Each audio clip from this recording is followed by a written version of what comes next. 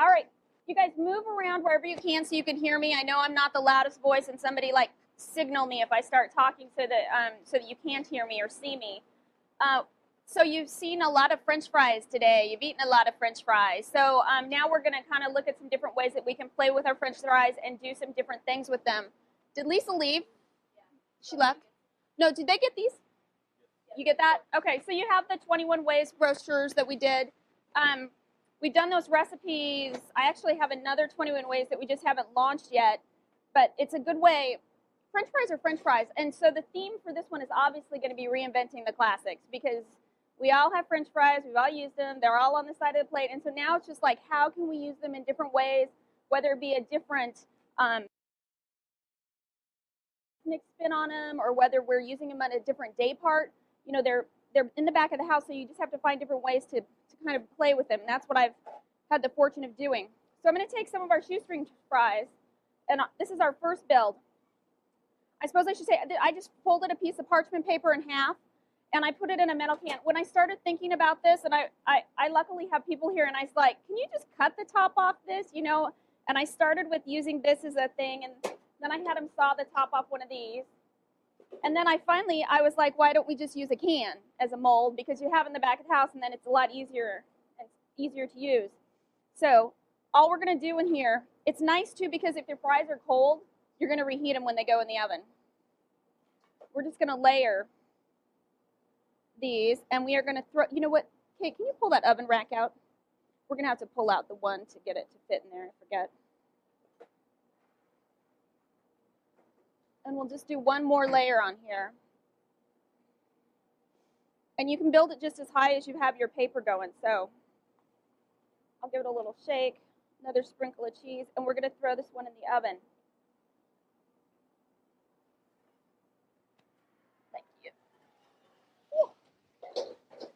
I'm going to set a timer because I always forget it in there. Got it? Thanks. All right.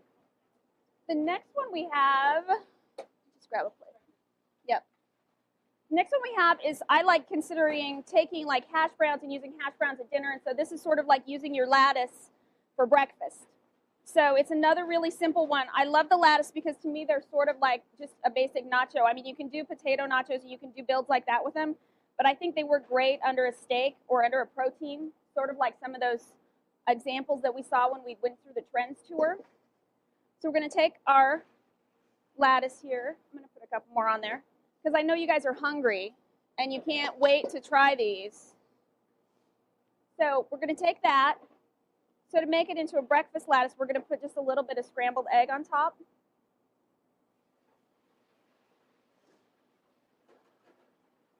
Let's see. I've also done this before and just done like a fried egg on top. A couple fried eggs works just as good, and then you get that gravy effect from the yolks. This is a little chicken apple sausage. Obviously, it could be whatever you have in the back of the house, but I like this flavor profile. It works really good.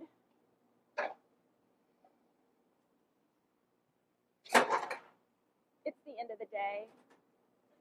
Hollandaise sauce, kind of to bind it all together. You can do it with some chorizo, put some chipotle in your hollandaise sauce. So give it a little ethnic flair, little flavor fusion. Can I get those two?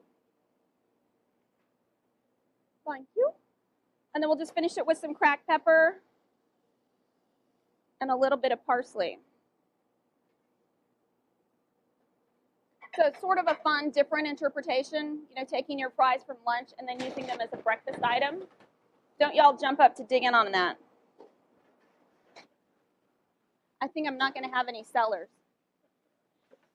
I thought this is, what is this? This is Old Chicago. This was one of the first times that I'd seen fry seasonings, and they offered them as a choice on their menu. So they were giving your choice of ranch, jerk, balsamic, or salt and pepper. So are any of you guys doing that where the customer could actually choose the seasoning or flavor that they want on their fry? How many of you guys are doing a seasoning on your fry that's like custom or different, proprietary? House seasoning? Yeah.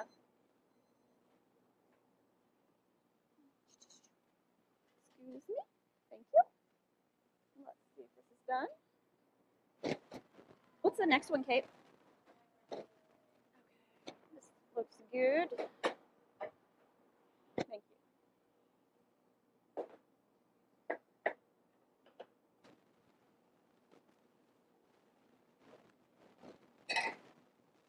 And then, depending, oh, sliding on the thing. Kind of gives you a little cheesy tower. It tends to do that. I don't know if you guys are going to eat this, so I'll just put this over here. We've also done this with the sweet potato fries and marshmallow fluff. So you can also do a s'more. We did chocolate, marshmallow fluff, and graham cracker crumbs in there with the sweet potatoes. So there's lots of different ways that you can play with that. Wow, not one taker, Kate. I think I should be worried. Yeah. All right, next. This one was fun. This was really taking something everybody is familiar with and playing with two things that everybody loves, which are French fries and macaroni and cheese. So I was trying to think, how can I take something that everybody loves and craves and then make it into an appetizer or a different type of a dish? Let me grab these things. So we do that. I'll take the elbow macaroni like you would use. These ones have a lot of cornstarch on them. But I take them and I just cook them up like regular. And then I toss them in a little cornstarch. Then I take that and I deep fry it until they're nice and crispy. And then I'll toss them with like just a little bit of garlic seasoning. So you have your elbow macaroni from your macaroni and cheese. If anybody wants to just taste a couple of them. And it gives a nice crunch to the finished product. So then we're just going to put the good old-fashioned shiny yellow cheese sauce on these. Just like out of the box.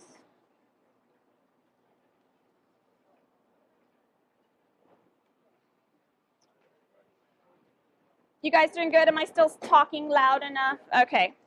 And then we're going to sprinkle on the extra crunchy elbow macaroni. And then for the next layer of cheese, we're doing cheese nibs, ground up cheese crackers. So it's just like cheese on cheese, sort of like what you could finish the casserole with if you did it at home. And this was a seasoning. I just put a little garlic seasoning on the elbow macaroni to give them a little flavor.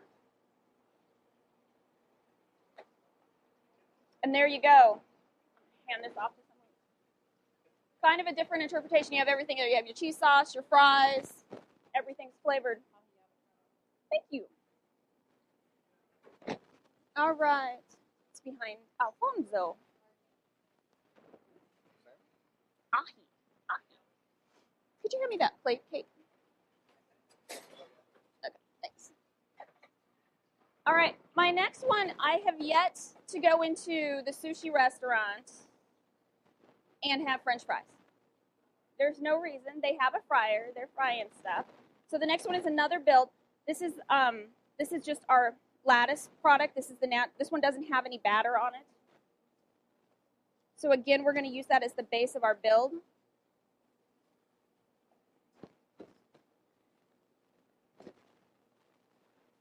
Okay. And then to tie in those flavors,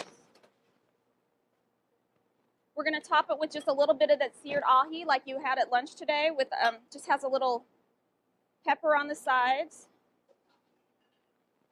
And it's just a matter of like building the flavors and figuring out, how you can get that on there. I mean, you could toss the fries in a little sesame oil. There's just a lot of different ways if you start working with it. We have our ahi. The next thing we're going to do is sweet dark soy sauce. So similar as if you were ordering sushi. And then I do a wasabi sauce. Across the other way. It's kind of like getting your California roll in a little different format. And then I'm going to do some fresh avocado on top here. It's pretty soft.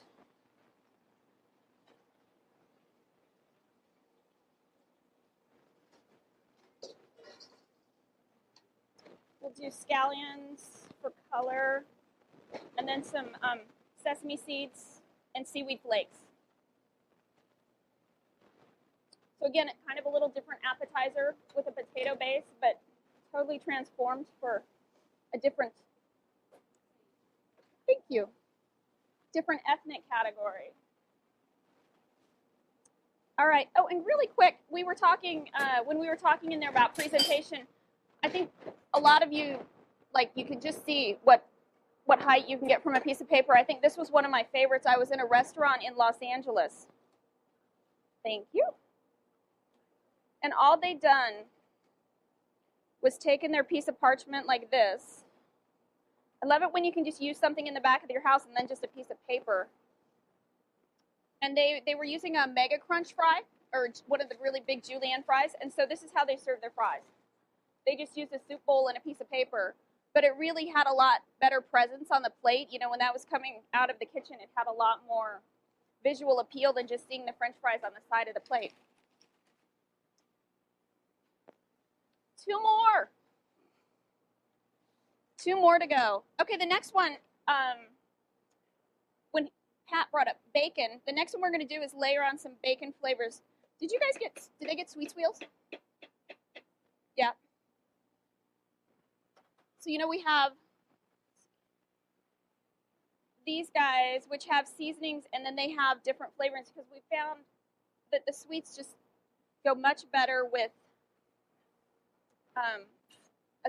even if you add cumin to your ketchup or chipotle, or you just do something to make it a little more different. So we're going to do a little bacon and sage aioli.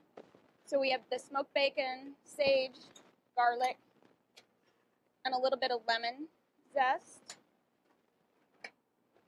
Do you want to do this? I'll have Kate do that. And then over here, we have the sweets and talk over a food processor. And then we have some bacon. So we're going to toss them with bacon, little Parmesan. You have to lift. This is a special one. Every food processor, I think it's like a challenge. Everyone is a little bit different. And then we're going to do some chives for color. So we're going to toss that. So the bacon fat, and you have to remember too, when you're topping your fries with anything, cheese, whatever it is, you know, the smaller the particulate, the lot better it's going to adhere, and you're going to get better coverage. A lot of times you see fries with like grated Parmesan, you know, so it just kind of depends on how much coverage you want.